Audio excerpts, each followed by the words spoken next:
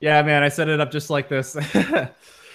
All right, all right, we are live. Hey everybody, Stephen Clyde here, back for the Peace and Liberty podcast. I'm joined here by Alex Merced. He's running for vice chair of the LP alongside Joshua Smith. They're both good friends.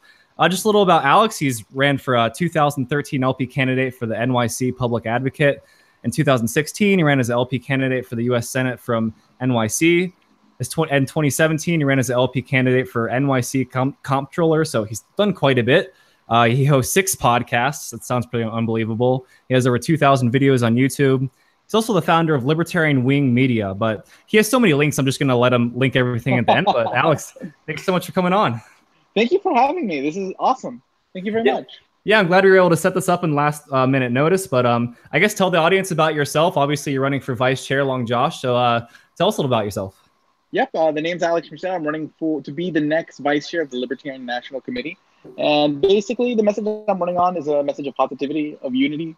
I'm someone who's over the years in my travels have kind of been within pretty much every niche of libertarianism. So I've had my points where I've had every label I can think of. So nowadays I just kind of call myself libertarian. But what I want to do is really make sure that the Libertarian Party is a place where all libertarians of all stripes feel comfortable to move the needle forward. So basically my mission is to kind of be out there, visibly out there, building that internal culture. So I always talk about outreach and inreach. Doing outreach to bring new people in, but creating the culture internally in reach that people want to stay.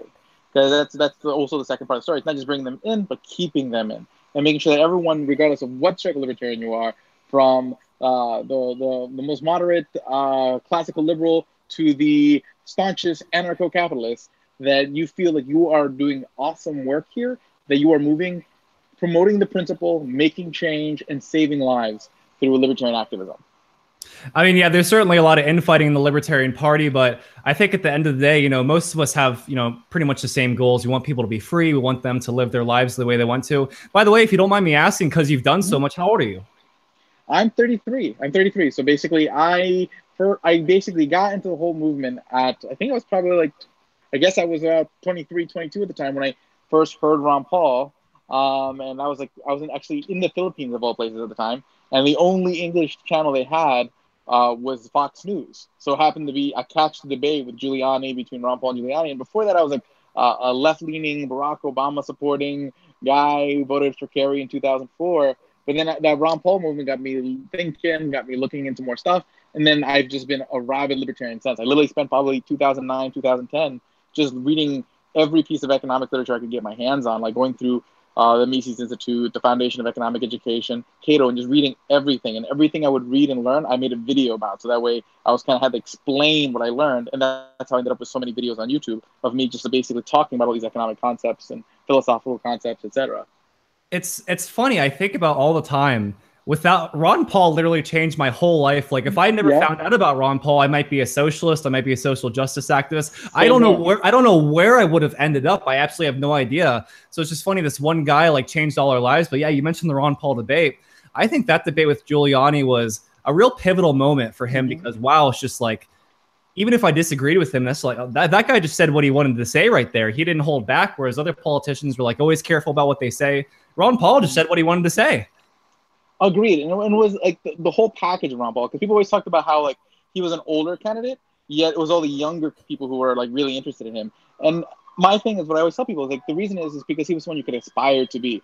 Because when you're young, you're idealistic, and then you kind of see adults and they're all cynical, and you kind of hear this idea that basically eventually you're going to break. Eventually you have to give up the dream. And Ron Paul was a symbol that you don't have to, that you can believe and you can fight for what you want, no matter for how long, and you can actually make change. And I think that really spoke to young people who want to hold on to that. Exactly. Well, I guess one of the reasons I definitely wanted to have you on, me and you are part of this new platform called the Launchpad Media. And I've been really excited about it. We're recording this on a Sunday. We're about to launch tomorrow, Monday. So it's been a pretty big deal. I mean, I just put out my first episode today. I don't know if you saw it, and you've put out 3 episodes so far. How did you get involved with Launchpad Media? Because for me, it was just Johnny reached out to me. He was just he really liked me as a person. It was just man, you should get involved with this. I'm starting this new platform. And I was just it was tough for me because I run a Monday through Friday podcast. So I already have a lot on my plate. But I was able to figure out a way to do it so I could put out a show. But how did you get involved with it? Basically, I've been doing. Basically, I met Johnny originally at the 2016 Libertarian National Convention, and then eventually he interviewed me for the U.S. Senate campaign, and me and him have been good buddies since. And I've been on the show a couple times. And basically, when he started doing this, he same thing. He kind of reached out and said, "Hey, would you want to be in on this?" So basically, I started this new show. And the problem is, like a lot of the shows that I do now have become more interview style shows. So a lot less of me just kind of talking about what I think about this issue, that issue. So what happened is that this gave me an opportunity to create a platform where I can just kind of talk about the stuff of the day. So it's the new show is called Nice Guys Finish Free. Basically, the idea is a play on the whole "nice guy finish last" mantra. But the idea is that I kind of have a reputation of sort of being like, I guess, the libertarian version of a Care Bear. So the idea is to kind of play off of that and just kind of talk about libertarianism and economics in those lines. But yeah, no, I just known Johnny for a while, and then when this opportunity popped up, and I'm like, it was a great idea. And I'm pretty excited for how it turns out because the lineup of podcasters is amazing. It's going to be amazing programming most days of the week. And then anyone who is listening to this should go out there. And if you haven't already, subscribed to the Launchpad Media on your iTunes, Google Play, and Stitcher. Definitely agree. Well, let's back up a little bit. 2013, you're running for LP candidate for NYC Public Advocate. Was that your first time running for something per se? Yeah, that was actually my first time even registering for the Libertarian Party. Oh, wow. What happened is before that, I was kind of like, basically 2009, 2010, I probably got involved a little bit with like YAL and the Republican Party a little bit and tried there. And in New York, it didn't quite seem as much of a vehicle. Like in New York, Republicans are pretty much a third party. So I kind of, and then plus I just became sort of more and more ANCAP lean. Pretty staunchly. So basically, I just kind of I became a seasteading ambassador and started focusing on sort of promoting that avenue and sort of the Free State Project and just promoting basically the whole opt-out approach. And then what happened is that I had a little bit of a following from YouTube, and one of them happened to be the mayoral candidate that year for New York City, which was an interesting year because Roger Stone had a huge conflict with the New York City Libertarian Party where he actually flooded the convention and tried to name all the candidates himself, and there was a big lawsuit. So afterwards, they were able to win and say, hey, we can do this convention again. And they still needed someone to run for public advocate. So the mayoral candidate, Michael Sanchez, reaches out to me and says, hey, can we run you as our public advocate candidate? Because I like your videos. You're solid libertarian. We'd like to put you on the ballot. I'm like, sure. So That's they got me on the ballot. Yeah, no, I was like, cool. So I after once they got me on the ballot, I was like, okay. And then I signed it. I got my city membership. I got my state membership. I got my national membership. And then I met everybody, and everyone was real cool. And I've just been super involved since, just because like the quality of the relationships I made there made me want to be involved and fight for not just the ideas, but for the people who I was working with. And that's why I always kind of focus on the idea of building relationships, because if people build quality relationships, people become more passionate other than just the ideas themselves, which the ideas are great, but relationships help strengthen that. Oh, yeah, absolutely. I mean, some of these things, I don't even know what this means. What is the LP candidate for the NYC comptroller? I have no idea what that means. So there are 3 citywide positions in New York City. So there's mayor, and mayor is mayor. The public advocate is like the vice. Think of them as like the vice mayor. So if the mayor were to die, they become the mayor. They're the deciding vote if there's a tie on the city council, but otherwise they do nothing. And then there's the comptroller. The comptroller is like the city's accountant. But more importantly, I ran for that office. I mean, I work in finance, so I really care about finance and economic issues, which I probably would have never been in economics and finance if it wasn't for Ron Paul, because I was a cultural studies guy. So that's where my background. My degree is in popular culture studies. I guess I should have started there. Where did you go to school? What did you major in? Oh yeah, I graduated from Bowling Green State University with a degree in pop culture studies and marketing. And I mean, I did have some entrepreneurial ventures before then, but it wasn't until I got deep into Austrian economics that I had an interest in finance. So that kind of steered me in the direction of moving to New York and getting into finance versus my original plan of going into Chicago and getting into music. So it really changed the entire trajectory of my life, that one debate moment, as it did for so many. But what happened is that when New York City comptroller came up last year, no one else wanted to run for it. But I want to make sure that there's someone in that spot, because you have much more electoral success if people can vote for a whole slate than if there's just one name on top of it. But I want to make sure there was someone who kind of understood the issue, who's a credible candidate. So being a finance guy, being someone who actually cares a lot about the pension issue, I went and I I did my homework. I studied the New York City pension system and saw how bad shape it was in. And I was like, okay, yeah, someone needs to go out and talk about this. And I spent that year, basically talking about the New York City pension system, talking about the problems with public sector pensions, and basically helping at least people understand what's going to happen, because the cat's out of the bag. Some of the challenges that are coming, especially with New York City. New York City is in particularly bad shape, are to happen. But if people at least understand the problem, at least they can manage the fallout better. And whether I want or not, I do feel that I reached a lot of people, and a lot of people are at least now thinking about the issue more critically. Even a lot of union members who are going to who are the direct people who are going to suffer the most from that fallout, were very receptive to the message. Yeah, I think hopefully this will change in the future, but I imagine a lot of libertarians that run know they're not going to win, but your goal is to try to do a little bit better each time, reach more and more people. So I guess another thing I want to talk about is Larry Sharpe, because I guess you both are in New York. Are you good friends with Larry Sharpe? Yeah, me and Larry are pretty close friends. Basically, he helped me a lot in my 2016 U.S. Senate race. I mean, basically, 2013 I ran because I was asked. So by that point, it was just kind of like, oh, cool, they asked me. In 2016, I ran because I knew that 2018 was a ballot access year. Because the main hurdle we have in New York City is you do better when you have more candidates. Problem is, right now we don't have ballot access in New York as a whole. And you can only get that during a gubernatorial election. Okay, and you have to get 50,000 votes. And in 2014, we only ended up getting 17,000 votes, even though we did get like 48,000 votes in 2010. So what happened is in 2016, I ran because I wanted to make sure there was someone who was really going to travel the entire state, go out there and start building that momentum so that when 2018 came around, we could cross that threshold. And I ended up getting a little over 48,000 votes, so the third highest vote total in New York State for a Libertarian Party candidate. So hopefully this year, Larry Sharpe will break that, and looks like he's beyond going to break that, and we will have ballot access. And once we have that, we can really run. Oh, sorry. I was reading the other day that he's polling at like 24% or something. Like I don't really trust many poll numbers, obviously, but man, that's crazy. Well, this was a scientific poll done by a legit poll company. Now, just to explain the poll numbers, there's two poll numbers. There's the poll numbers before people knew who Larry Sharpe was, and then the poll after they were introduced to Larry Sharpe. So before even knowing who Larry Sharpe was, he polled 6%, which is pretty amazing for a Libertarian Party candidate. Once they kind of introduced him to who he was and his positions, then he pulled at 24%. Wow. This is with about a 24% name recognition onset with the poll. So basically, imagine the change in his numbers if he could increase his name recognition beyond where he is now. So the potential is amazing with the Larry Sharpe campaign. I mean, basically everything I've done the last 2 years has been in part building up, anticipating this campaign. That's another reason why I was running for comptroller last year. Because the idea is having at least someone going out there and making the Libertarian Party visible those 2 years helps set people up for when they hear the Libertarian Party candidate in 2018.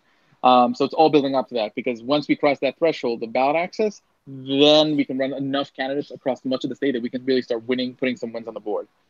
I had my complaints about Gary, but the way they tried to keep him out of the debates and all that stuff, it's all just dirty politics. It's crazy, like the lengths we have to go to like get involved in a debate. I mean, well, another thing I want to say about Larry Sharpe, I'm just so impressed with the guy because he said this many times before. He's only been a libertarian, what was it, 4, 5, 6 years, like only a few years. Compared to some libertarians who have been there since the 70s, and they're still a little wishy-washy on things. Like, I don't know, Larry Sharpe, I like him more and more. Yeah, no, Larry Sharpe is amazingly impressive. Like, literally, anytime I ever talk to the guy, I learn something.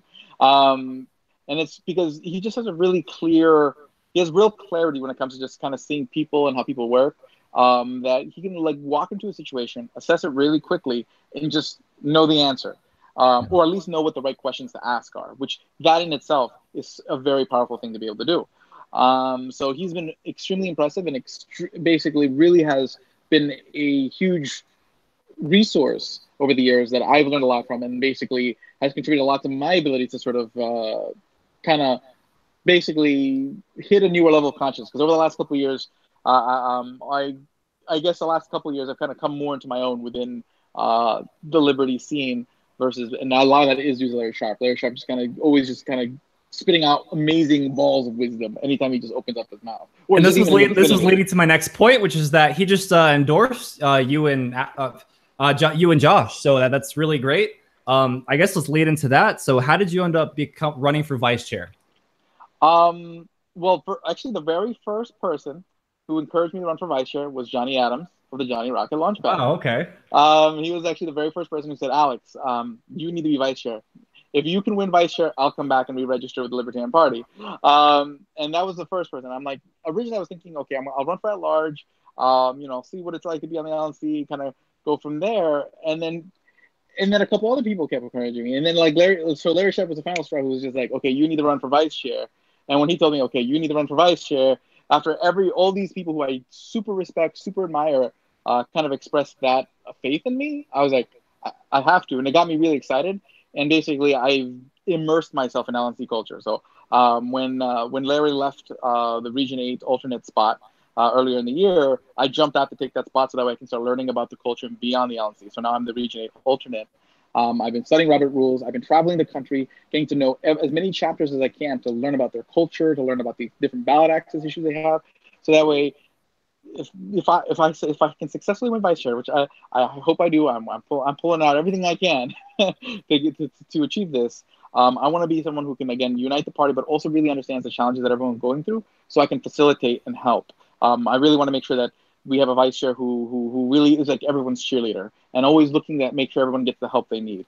Because it's not about, like, chair and vice chair is not about necessarily doing all the heavy lifting for everybody, but sometimes people need encouragement so that they can keep lifting. And then two, when they need help, at least someone to go out there and say, hey, these people need help here. Who can help them? To help facilitate people getting the help that they need. And I want to be very much in that position to help build that, again, in-reach, outreach culture, but also be sort of a conduit for things to get done. Yeah, that's really great. So tell me about New York City, where you live. I mean, I'm guessing it's overregulated because it's a big city, but what is it like there? New York City has its pros and cons. I mean, there's a lot of things to do and a lot of things that are a lot of fun. The problem is when you live in New York City, the cost of living is so high because everything is so regulated to death, so everything costs a lot, that you don't get to enjoy it. Okay, you spend most of your time just trying to focus on how do you survive. Like, I know people who are making 6 digits plus, and they still need 2 or 3 roommates to make rent every month. So basically, it's a really weird environment as far as what you got to do to survive. But there's a lot of cool culture. Like, that's one of the things, the hardest things about, like, I definitely had a point in my life where I've heavily started considering like moving to like a New Hampshire or a Georgia, somewhere with lower taxes, more liberty, different opportunities, different lifestyle. But when there's things like I'm going to miss, like being able to get delivery anytime during the day, right, or basically always having something to do, or walking a block to find something, or not having to drive. That's actually really cool. I'm in the same boat. I'm in the same boat in Denver. It's a very, very progressive city, and people ask me like, "Why do you live here?" It's just, I guess, aside from the people I like so much about it, like there's something about the city life that is truly fun. I think I grew up in mostly suburb type areas most of my life, and living in a city for the first time, it is a lot of fun. You do have to deal with the people, but aside from that, I've never been to New York City. I'll be honest, I've always wanted to visit, so I'll let you know when I'm out there. But yes, please do. It's fun. I'll show you around. But it's tough. I like city life, and I've enjoyed my years here in New York City, but it wasn't as bad as it is now, as far as the cost of living, as it was when I first moved in. And it seems like I've gotten a lot worse, and especially after the crisis. So you can really see like a lot of the things that libertarians talk about at work, where basically I meet people all the time who have lived in New York City their whole life. And then the problem is they've paid off their property in full, but the property taxes keep going up and the assessments keep going up, that they can't even afford their property tax anymore, so they have to sell. So basically, you're forcing people who've been here forever, who own their property, to move out due to taxes, and other people move in. And then there's all this other stuff that goes on, and the regulation. And then they blame capitalism. Yeah, they're like, oh, it's all the greedy people. So I'm like, no, that's a city. And then the people, when you take a look at our homeless policy, it's crazy. I'm surprised the rent is not like triple the price when you take a look at our homeless policy, because we guarantee a home to everybody. So what happens is that not only when all the shelters are filled, they fill up all the hotels. So all the hotels are filled. So the hotels that do have vacancies for people are really expensive. And then when the hotels are filled up, they start providing them with apartments. So there's no inventory for everybody else. So then the inventory that is available is more expensive. So that means more people can't afford it. So more people need to go apply for aid. And it just becomes a cycle where basically everyone has to apply for aid. It's really bad. Yeah, I was reading Thomas Sowell's Discrimination Disparities, and I did a whole series on it on my podcast. But he points out that families that live in San Francisco that earn $100,000 a year are considered low income. So we subsidize these people. So it's kind of believe it. But you make $100,000 a year, you're low income. That's basically what you're saying. That people are making 6 digits, and like it's kind of hard to get by. I can't even imagine. Well, Alex, it's been really great talking to you. Obviously, you're running for the Mises Caucus for the vice chair. I guess to wrap up, what problems do you see with the current administration, namely Sarwark and all of them, and what do you and Josh think you're going to change? I mean, I think the biggest challenges have been sort of with the vice chair, far as basically being cognizant of the role of vice chair and the effect and what you say has on other people. I mean, I'm all for bold libertarian messaging, but at the same time, you have to realize that we are a party with a diverse group of the libertarian spectrum, and when you're in leadership, it doesn't matter if you're acting as the vice chair or not. Whenever you say anything, you are an official. That's just the nature of leadership, and I think we've had some issues with that. And I've heard a lot of challenges that a lot of candidates have had with donors and volunteers due to some of the controversies over the last year. Now, far as just as a whole, I just think I am excited about the idea of having a crew of people on the LNC that don't want to micromanage, don't want to just keep doing what the LNC does as far as providing support and making sure that we steer the resources of the Libertarian Party nationally wisely, but at the same time taking advantage that the LNC is a more visible thing, to go out there and build that culture of outreach and inreach, and be out there to get people encouraged, to get people act, and basically be cheerleaders for the rest of the party instead of just kind of doing the job of the LNC and then otherwise being invisible. I have one a request as an observer. If you and Josh win this, I would suggest, because I get letters from the LP all the time. They're always asking for money. I would like to get like a newsletter, like with some like old Murray Rothbard articles, or just like, try to like expand the message of liberty. I feel like the LP right now is just always asking me for money. I also got to bring up this one point. It must put you in like an awkward position because you're saying you want to bring everybody together, but there are a lot of people that got their LP card just to support you and Josh, and they're pretty firm that if you guys don't win, they're going to shred it. It must put you in an awkward position. But I mean, let me make my third point here. I think you guys have a really good chance of winning this thing for the reason that some of the attacks that have come out on Josh recently, they're so absurd, they're so baseless. People are scared. People on the inside are scared. Yeah, and then I mean the thing about being the bully is never a good strategy, because when you go out and you become the bully, even if there's like let's say you find the worst person in the world, if I go out there and I just berate them, attack them, shameless, what happens is that this creates a cognitive dissonance. Basically, you're making that person you don't like more sympathetic, and that's working to our advantage now. But still, like as a party, we need to all realize that's a bad tactic, because when we go against Democrats and Republicans who are advocating state force on our lives, body, and property, we need to know that we need to not use that against ourselves, not become the bully that we make statists seem more sympathetic. Yeah, for sure. Well, I wish you guys the best of luck. I guess one last thing I'll mention is I'll be seeing you at the Mises Caucus and the convention, correct? Yes, yeah. So on June 30th, which is actually my 33rd birthday, which is the first day of the convention. Really? Oh, wow. Yeah. So basically, on that day, I will be in an LNC meeting during most of the day. So unfortunately, I'll miss a lot of the Human Action Bash. But the minute I'm done, I'm going to be over there, and I'm excited to get everyone excited for what's going to be an amazing weekend. I'm happy to announce too that I'm obviously going to the Mises Caucus event. Part of the reason I was going is because it's free.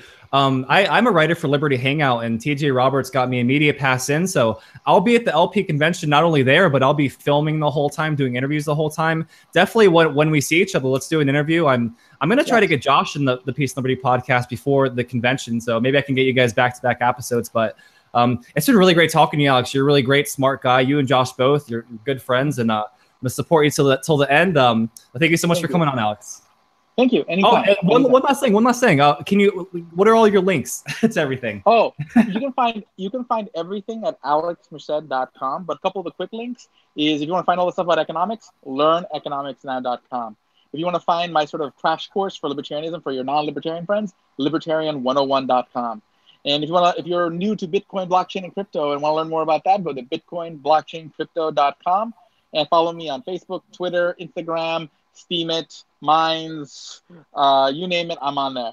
So I'm not a hard guy to find. If any of that gets forgotten, just Google me and you will find me. All right, awesome, Alex. Well, I'll be seeing you in 2 weeks, and it'll be a blast. And like I said, I wish you the best of luck. See you then. Thank you very much. All right, see ya.